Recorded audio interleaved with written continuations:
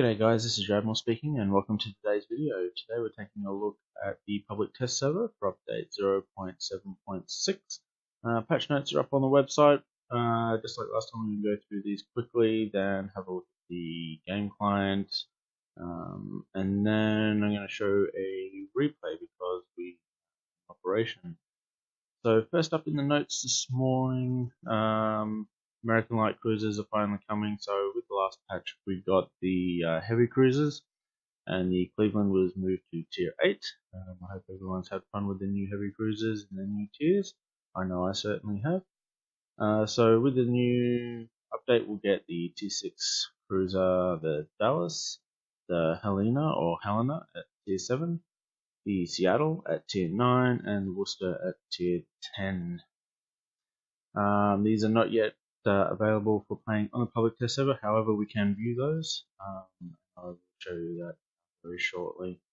And you can see there the range of different consumables that will come with the tier 9 and 10 cruisers, so up to 5 different slots, which will make life interesting, I'm sure. One of the big things to come with the next patch is a new Operation Cherry Blossom, and this has been inspired by the true events of the battle that occurred at Empress Augusta Bay on Bougainville Island in the 1940s, and I will talk a little bit more about that shortly. I do have a replay of this to show you, and it is quite, I found it to be quite difficult to complete. So it does take place in the very early hours of the morning, and we'll go through until daybreak basically, but we'll talk a little bit more about that shortly. Season 3 of Clan Battles is about to get underway. Standard rules apply: 7x7, 1 battleship, no carriers. Still, although this season now, with clans being able to run more than one division, there will now be the ability to designate an Alpha or a Bravo team. The Alpha team will be clan's main team when it comes to the clan rating, and the Bravo not quite so much. But hopefully the Bravo team will still be able to contribute in some way to the progression of the clan through all of the leagues. A number of maps have been reworked for this season of Clan Battles,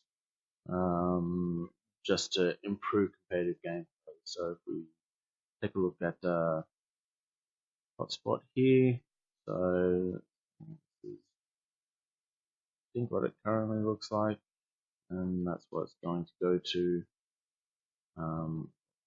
Likewise for mountain range, a few changes there. Just a couple of the islands just moving a little bit. It's not too much. I think actually that's what it currently looks like. That's what it's going to look like there.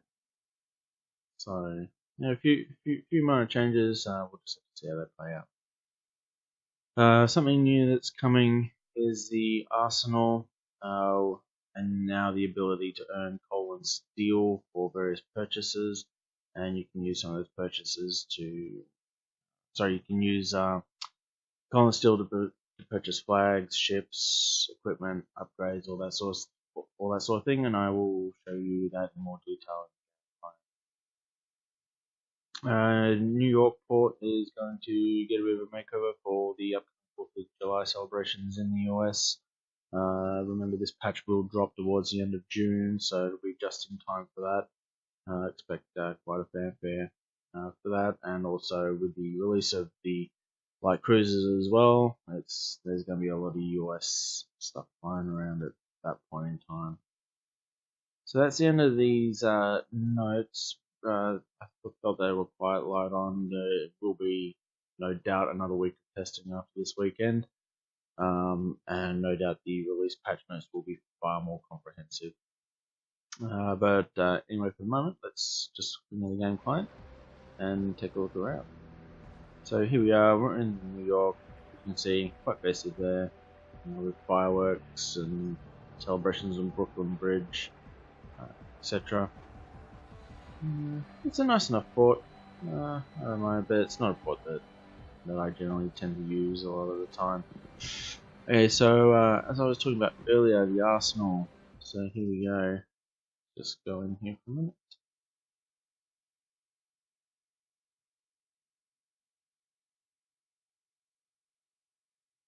Okay, so here we are. So you'll see up here, here's your steel that you've accumulated. Here's your coal that you've accumulated. And then you can see here in the various bits and pieces down here, it shows the price of each item that you would want to purchase. As you can see, it's laid out in a very similar fashion to your inventory, which is in your port. So if I just wanted to look at ships, just come down here, we can take a look. So on the PTS, it's got all the tier 10s for sale for coal and steel. I really hope that's not the case when this goes live. I think making the tier 10 ships available for these is ridiculous. I'm hoping it will be reserved more for ships like USS Salem, Stalingrad, maybe the Flint and the Black, a few of those ships, like high tier premium ships as opposed to Tech 3 ships, which are earnable in game. So I think being able to purchase tier 10 ships straight off the bat is rather silly myself, because people don't get the experience playing through the tiers and they don't learn how to play these ships properly, and then it causes headaches for everyone. But that's just my personal opinion. But hopefully this is just to test proof of concept more than anything else. Special upgrades. This is something I'm sure everyone is looking forward to. I don't think you can have enough of these, in my opinion. So yeah, engine boost, defensive AA, smoke generator mod, spotting aircraft mod 1, although I think that seems to be the common one that comes in super containers these days. So in case you're wondering, steel and coal will be able to be acquired through various missions, crates, clan battles, ranked, all that sort of stuff. So there are a number of ways you can earn coal and steel. How much is going to be earned? No idea. We're just going to have to wait for the patch to drop to see what the final figures are on it. Signal flags. Yep, we're finally going to be able to purchase these in game, which is great, as opposed to just earning them in containers and hoping for the best. So if you've got certain flags that you like to run, finally throw some currency at it in order to get those. Camouflages as well. There's a few there, not really any I would use, apart maybe the Frosty Fir Tree, maybe the Ocean Soul, but the rest of them, don't know. I guess if you had an overabundance of coal and you need to rack up some credits, you just buy a bunch of these and just sell them for credits in your inventory to rack up your credit count if you wish.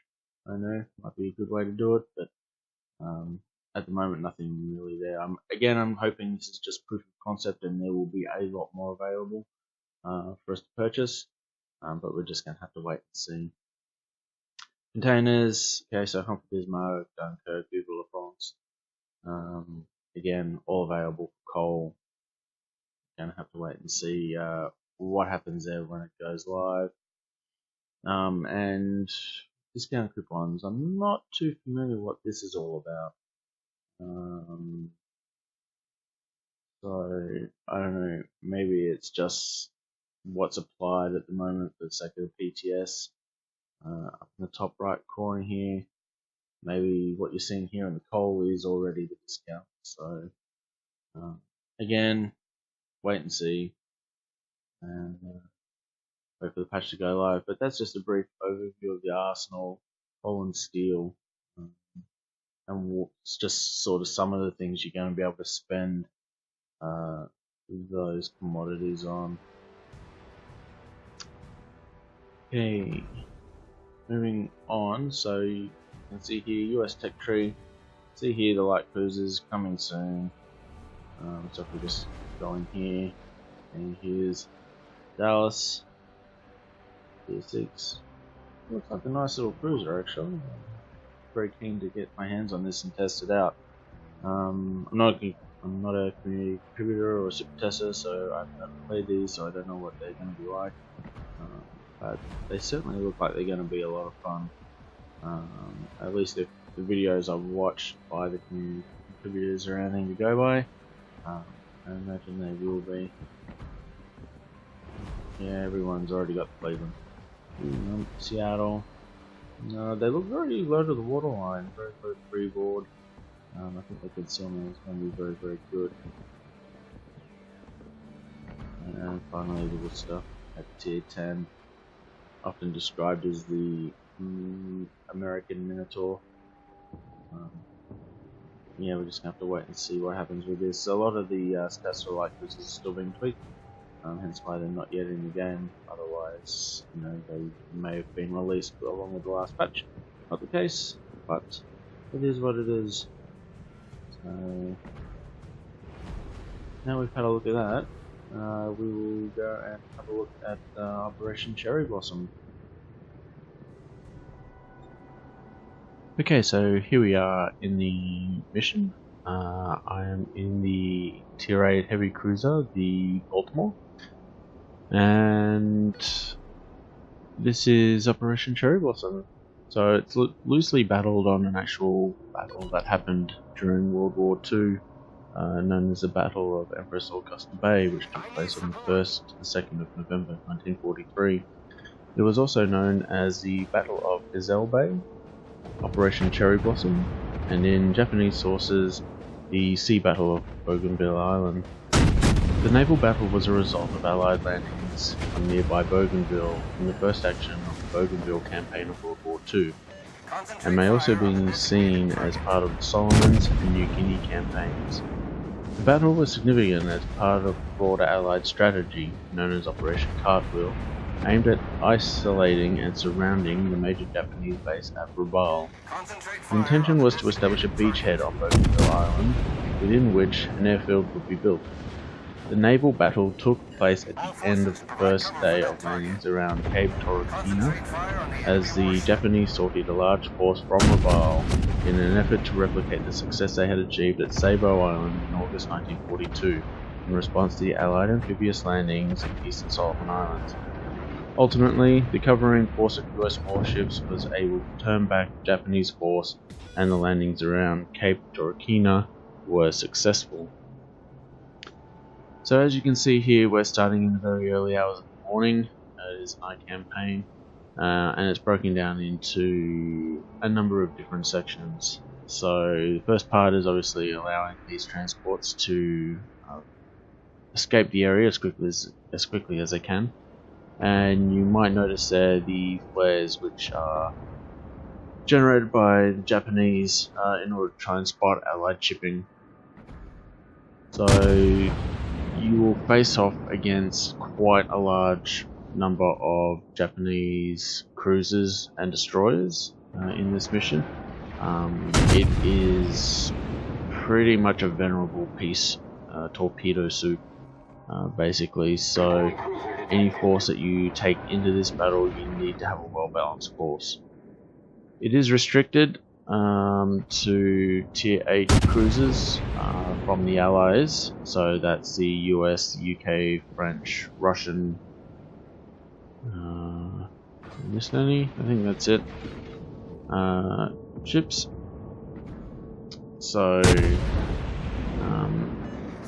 personally, I think that limits it a little bit. I think maybe a single battleship might be good for a little bit of balance, a little bit of tankings, because you cannot tank any damage with just a full fleet of cruisers. Yeah, that would be probably one of my key gripes with this. But having said that, when you go out, you need to make sure you have a good combination amongst your team of hydro, defensive AA, radar, pretty much all of those utilities, because you're going to face off against quite a lot of different threats. Main one being torpedo from all the destroyers and some of the cruisers, but certainly later in the battle, you're going to come up against the aircraft. So as you can see here, I'm following the coastline around to where the marine positions have landed. That's the next area that we need to go and reinforce and prevent from being taken out. The destroyers in this actually are pretty accurate with their guns. So if you're not on the ball, the destroyers, which has just popped up there in the northeastern section of the bay, they will open fire on the marine positions and take them out. So if you don't maintain those positions and have to survive, you will lose a star for that. So you really need to be switched on. Click on the torpedoes, turning in. And you will see the ship sort of move in and out of visibility quite a bit because it is at night. A lot of them will only generally pop up if they move into a number of those flares, or if someone has activated their radar. And you can see there we've just lost one of the marine regiments. So that's a secondary objective already failed. Torpedoes to port. So you just continue to push to the east, try and get rid of as many of those ships as possible. Problem solved, sir. This is actually a really hard campaign. You cannot be worried about individual efforts in this mission. You cannot go off by yourself, just farm damage or secure kills or anything like that. You really need to work as part of a team in order to get the maximum out of this mission, because if you don't do that, then you're not going to get 5 stars. A lot of time you may only get 3, 4 if you're lucky, but this mission does require a very heavily coordinated effort in order to do well in. A lot of time if you just go into solo, group up with a bunch of random people, probably 9 times out of 10 you end up with 3 stars. It'll be that very rare occasion where a team actually knows what it's doing, where you'll get much higher than that. Enemy destroyer sunk. So now that we've secured this part of the map, we now need to head towards the center of the map, because now we have an allied carrier group which has just arrived, comprising of a Lexington, an Essex, and there's a couple of Fletcher class destroyers there as well. You may have noticed too that the nighttime effects are slowly lifting and it's slowly becoming daylight. That will continue throughout the rest of the match. I think it's a really good effect. I think it works reasonably well. I would have liked to have seen the nighttime part be a little bit darker than what it is. That's probably due to the fact I've spent numerous years working on the British warships, and at 4 o'clock in the morning I know how dark it actually gets up there. But it is what it is, and I think it works well as a proof of concept at this point in time. The outline of the coast for the bay, particularly the south and the east, very closely represent Empress Augusta Bay on Bougainville Island. All the islands to the north and to the northwest, they're not there in real life. It's something that's been added in, but I think it works well for what it is. You can see there, next wave is now starting to come in, and this wave of destroyers. One of the aircraft carriers does operate as a bit of a repair base as well, similar to what we saw in, I think it was Raptor Rescue, where the aircraft carrier provided fuel for the team. We've got a similar sort of thing going on here. I think it's with the Lexington, if I'm not too much mistaken. Yeah, if you're running low, get in there, get healed, because you're gonna need all the help you can get. for the next wave. And this is what I was saying earlier. I think the lack of something heavy like a battleship or something like that, I think hurts a little bit, because you don't have that tankiness. I think maybe if they were to allow perhaps one tier 8 or tier 9 US battleship, so you're at least restricted in type that you can take, I think might just add a little bit more survivability to it, because part of one of the secondary objectives of this mission is that 4 members of your team must survive. And I played at least a dozen rounds of this operation on the PTS, just trying to get a win for starters, because just no one is coordinating their efforts. Everyone is playing like they play all the other operations. They're out for themselves to deal as much damage as they can, or get as much kills as they can, try and get as high a score as they can. And you just cannot play this operation like that. It's just not going to work. You really need to coordinate your efforts as a team. Whoever gets the kills, whoever gets the damage, it doesn't matter. All that really matters in this is getting as many stars as you possibly can for your team. And playing selfishly like that, you're just not going to do it. So you can see now the air battle has begun. Those enemy aircraft are coming in from the airfields up to the north and the west. There, you do have to take out those airfields. That is the final part of this mission. But in order to get to them, you've got to get through all the aircraft and the destroyers and remaining cruisers first. So it's a good idea if you can get into this hill, try and engage at long range as much as you can whilst you're healing up. Then when you think you're sufficiently healed, start to push forward. As I mentioned earlier, these aircraft, a lot of them are coming from bases. They are tier 7 Japanese ships, so they're not going to be anywhere near as easy to knock off as what the aircraft were in Operation Hermes with the German aircraft.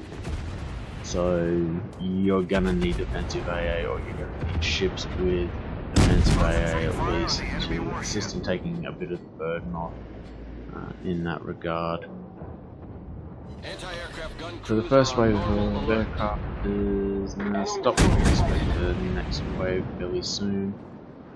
Again, you want to try and take out the destroyers as quickly as you possibly can, because you just get swamped in torpedoes.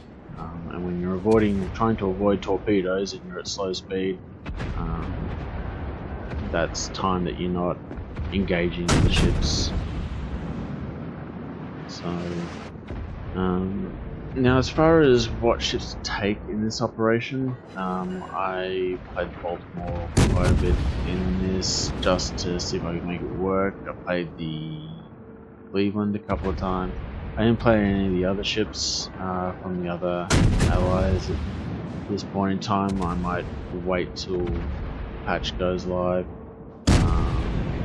Cleveland seems to work pretty well. Its rapid firing guns seem to do quite a bit of damage to destroyers.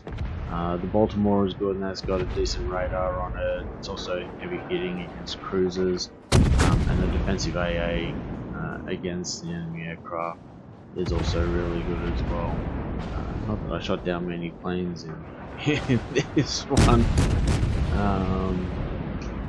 but tier 9 AA, it does work pretty well. Now, as far as all the other ships go, I've seen the Edinburghs do quite well in this as well. A lot of people taking Chapayas because of the radar, which is definitely needed. I think the Mikhail Kutuzov is going to do quite well in this mission as well. If she's loaded up with IFHE and Demo Expert, her range I think is going to be quite devastating as well, especially against the airfields when you're trying to engage them at long range, not try to push up too far against all these other ships initially. And it is a bit of a patience game at this point, I will admit.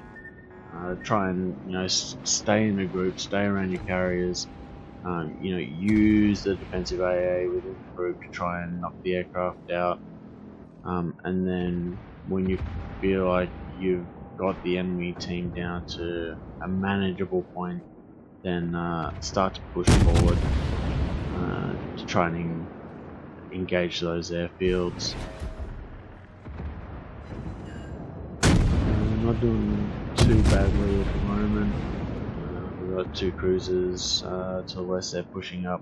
They'll be looking to engage that western airfield.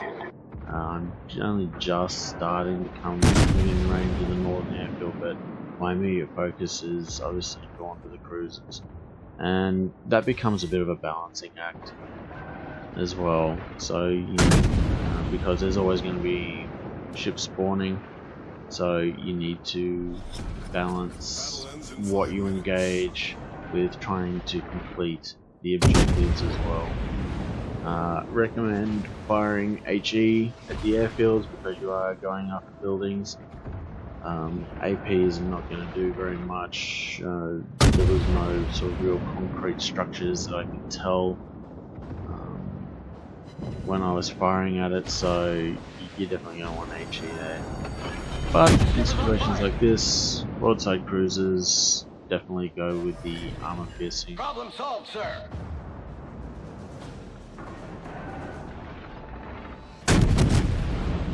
And try and finish this guy off. No, the bots seem to be very trollish as far as their shooting and their armor and all the rest of it goes.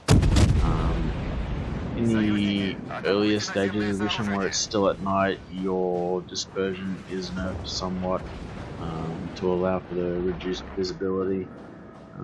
And then obviously once it becomes daylight, your dispersion goes back to normal from there. So we're just going to sit behind the island for a minute, try and knock out these destroyers if we can. I rather like Baltimore in this. I mean, it's not as fast firing as what Cleveland is, but it does good damage, and the dispersion on the guns is still pretty good as well. So you can see there, Cleveland engaging the airfield there. I'm going to spring around the western part of this island, and then we can start firing at the airfield at this point. So it looks like that western airfield is being taken out. The aircraft carriers are sending in their aircraft mainly against the ships, not against the airfield, because they are running piercing bombs and torpedo bombers. It looks like we've just lost our 4th cruiser, so there's another secondary objective failed. And this is what I was saying earlier, you can't go off by yourself chasing them because it's just going to get you killed. You need to stick in groups, or one big group, coordinate your efforts, focus your fire, and then ultimately that's what's going to get you the wins.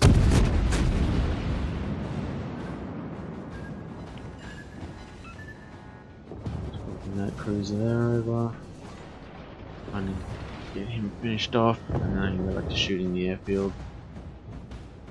And this destroyer questing me first.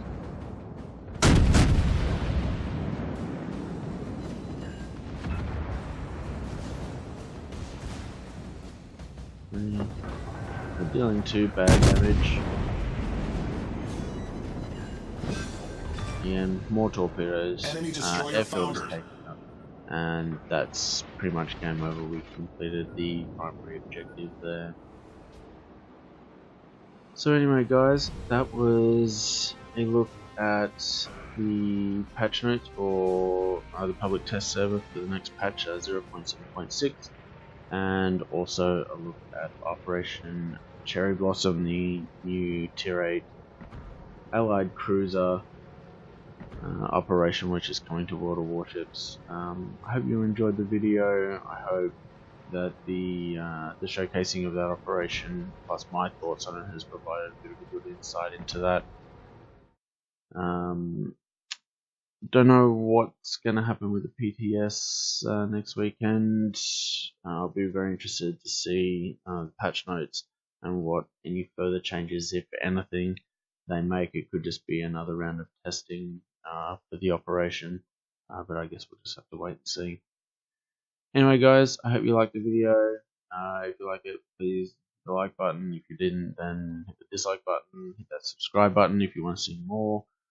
Comment below with your thoughts on the video as well.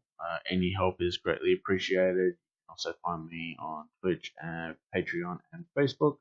I will link all of those in the description below. But until next time, guys, thanks very much for watching. Take care of yourselves, and I'll catch you all later. Uru.